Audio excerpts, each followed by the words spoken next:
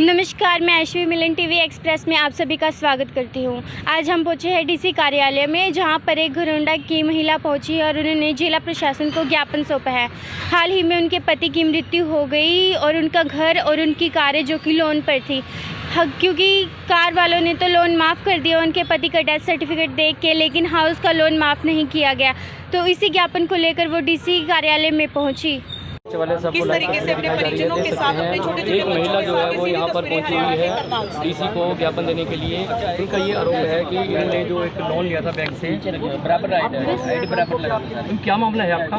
Sir, मेरे husband ने मकान लिया था, तो ये art bank finance limited company वाले ये हमारे घर आए, ये दुकान घर पे, तो इन्होंने बोला आप लोन ले लो। मेरे हस्बैंड ने इन पे लोन लिया। तो कितने लाख का लोन लिया था? 21,40,000 कुछ का लोन लिया था। तो उसके बाद इन्होंने कहा आप इंश्योरेंस भी करवा लो, अगर कभी कुछ हो भी जाता है तो सारा इंश्योरेंस कंपनी भरेगी, आपको भरने की जरूरत नहीं है। खुदा की से मेरे पति की 1 साल बाद उनकी डेथ हो गई, रेलवे रोड पे गाड़ी के अंदर ही डेथ हो गई हार्ट फेल से। उनके बाद उन्होंने हमें मजबूरन 2 किस्तें भरवाई, बोला हम आपका लोन क्लोज हो जाएगा। सारे डॉक्यूमेंट हमने जमा करवा दिए, लेकिन फिर भी उसके बाद उन्होंने हमारा लोन माफ़ नहीं किया। जब आपने कहा तो बैंक वाले ने क्या बोला? जब कहते हाँ हमें नहीं पता, ऊपर साहब को पता है। अब हमें क्या पता उनका साहब कौन है, कहाँ है उनकी कंपनी। हमारा तो लोन इन्होंने किया था, इन्होंने माफ़ करना चाहिए था। जब मेरे पति की 2 गाड़ी पर लोन चला था, उन्होंने माफ़ कर दिया एक डेथ सर्टिफिकेट के आधार पर, तो ये लोग क्यों नहीं माफ़ कर दें? हमें क्यों परेशान कर रहे हैं? नोटिस लगा के भी खाली करो। इसके अलावा कोई और लोन चल रहे थे आपके? 2 गाड़ी पर लोन चले हुए थे मेरे, वो माफ़ हो गए। ये मेरे 3 बच्चे हैं, ये पढ़ रहे हैं +2 में, ये गुड़िया मेरी 11th में, ये 2nd क्लास में है। अब मैं इनको कैसे पढ़ाऊँ, कैसे इनका गुजारा? मेरे कितना लोन था? 21,40,000 का कुछ लोन का लोन था। कौन सा बैंक है? ये art housing finance limited company, आज यहाँ सेक्टर 8 में। आज सचिवालय पहुंची है। हाँ जी। भी फ्रॉड सा लगा और इंश्योरेंस भी फ्रॉड लग रहा है। बैंक में एक साइड तो बैंक वाले चेयर, मेरा न्याय मिलना चाहिए, मेरा सारा लोन माफ़ होना चाहिए। हाँ जी, उन्होंने हमें आश्वासन दिया अभी आपका लोन माफ़ हो जाएगा। डाला हुआ आपने? हाँ जी, कोर्ट में क्या, जितेंद्र एडवोकेट जितेंद्र सर राणा जी हैं, हमें वो हमारी उनके पास हमें केस डाला है। हमारे जेपी सर है शेखपुरा। तो बैंक सेफ्टी के लिए इंश्योरेंस करते ही है ना? बैंक तो बैंक हाँ जी, अपने बैंक तो इंश्योरेंस करते ही है ना? हाँ जी, हाँ जी। उसके बावजूद भी आपका सुनवाई कुछ नहीं है? हमारी कोई सुनवाई नहीं हो रही है। इंश्योरेंस भी आपका? हाँ जी, बिल्कुल जी।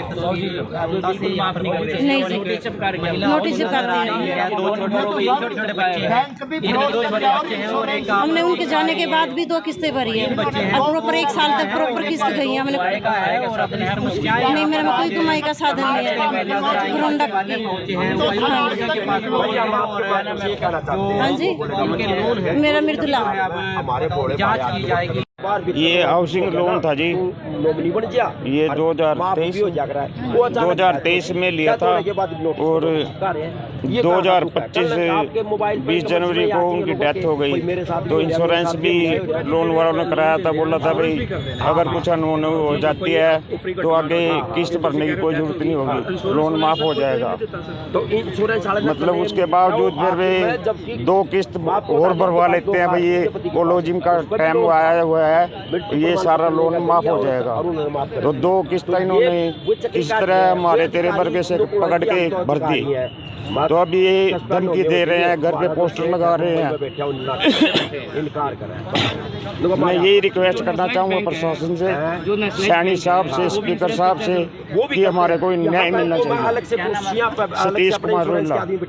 मामला युवा बल मंच की तरफ से है कि देखो 3-4 महीने पहले एडवोकेट जितेंद्र के पास इन्होंने केस डाला था। उस केस की कार्रवाई मैं भी देख रहा था। युवा बोलेगा मंच एक सामाजिक संस्था होने के नाते, मेरे घरोंडे के होने के नाते, इस विधवा को हक दिलाने के लिए और करनाल के लोग जो फसल लाग रहे हैं इन प्राइवेट लिमिटेड बैंकों में, प्राइवेट लिमिटेड इंश्योरेंसों में, उनको जगाने के लिए और प्रशासन को जगाने के लिए ये मीडिया के सामने मैं इस विधवा औरत को लेके आया हूँ। टेंट हाउस की दुकान थी, इनका पति काम करता था, मकान बनाया, इतने में यहाँ करनाल वाले ये जिनसे आर्ट हाउसिंग वाले एक अगर आप पहुँच गए, लोन ले लो, 21.5 लाख का लोन ले लिया। लोन लेने के बाद थोड़ी दिन बाद बोले बीमा भी करा लो। बीमे वाले भी उनके दौरे बैठे रहे, प्रत्येक बैंकों में बीमे वाले बैठे रहे। फिर बीमे वाले आगे डिजिट जनरल इंश्योरेंस कंपनी बीमा करवा लिया। बीमा करवाने दे 2 साल लग रहे थे, आराम तक किस्त भरने लग रहे थे। अचानक रेलवे रोड से होते हुए कार में इनके पति की हार्ट अटैक था, डेथ होगी। डेथ होने के बाद 13 मई होने के बाद ये अपना प्रमाण पत्र लेकर यहाँ आए।